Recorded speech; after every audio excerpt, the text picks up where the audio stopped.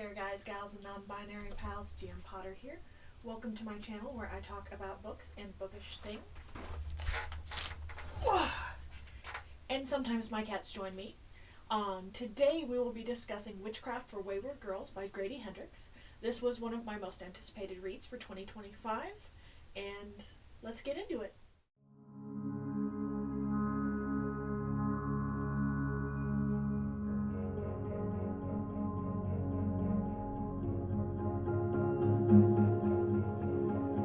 So like I said, this book came out this year. It's over 400 pages, and it takes place in, I believe, 1970, in North Florida, where a group of wayward girls, meaning girls that have gotten pregnant out of wedlock, are in a group home where they can carry out their pregnancy, give birth, and then get shuttled back home like nothing happened to save their families from disgrace. And sorry, Loki just needs so much cuddles right now. He's a good boy. And they get our main character. They're given different names while they're at the home so that nothing can be traced back to their hometowns and their home families. So our main character, Fern, sorry, he's in my arm, so it's hard to hold my notes and hold him, is given a book on witchcraft. And she's given it to read. They have a bookmobile that comes around in the summer because they don't have classes in the summer for them to take. And that's one of the books she gets from the bookmobile, because she and three of the other girls decide to go in and get a book they haven't read so they can read them and then swap them. And that's the book that she's given by the librarian, who, as it turns out, is herself a witch. And from there, it takes a very dark turn. This book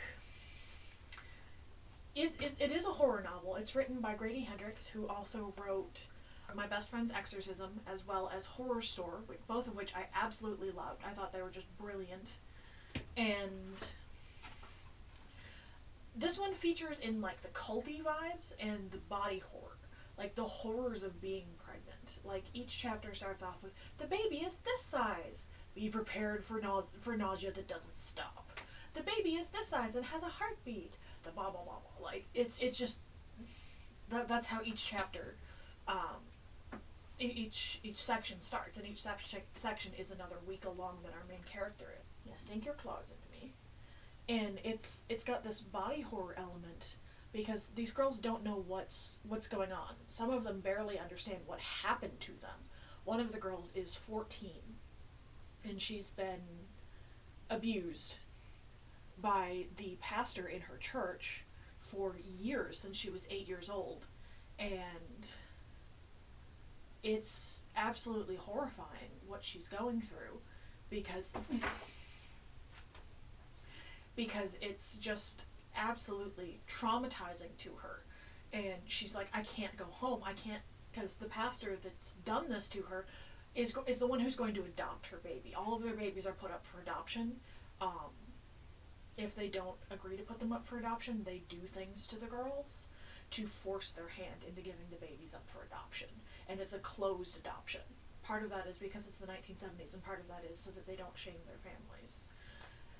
And it's just absolutely chilling.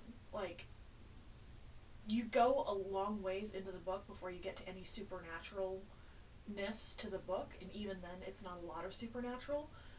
The horror comes from the fact that people do this to other people. It's very much the real monsters are just other people. The real monsters aren't necessarily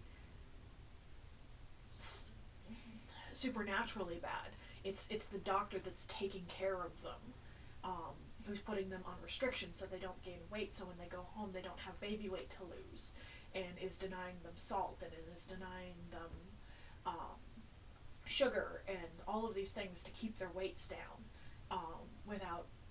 which in turn puts a baby, I think it put one of the babies at risk. One of the characters suffers a brutal scene early, and it traumatizes our main female character. This one is not for the faint of heart. It is a horror novel. and it's body horror, but it's got these culty vibes to it. Like, there isn't an actual cult. There's a coven of witches, and then there's the people who work at the Wayward Girls house called the House. But it's just, ooh, it gives me the Wiggins to think about it. And the ending just smashed my heart into 100 tiny pieces in the best possible way. I was crying at the ending. In a good way. Like, it doesn't have a happy ending, but it has an earnest and an earned and a satisfying ending. It's not, I wouldn't necessarily call it happy, but it's a very good ending. It's the ending I hoped we would get with this book. Like I said, it's 496 pages, almost 500 pages long. It's a beast of a book. And honestly, this one is 5 of 5 stars from me. This book was brilliant.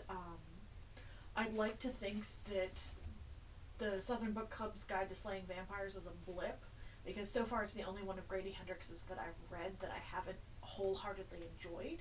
I do have a Final Girl support group on my shelf behind me there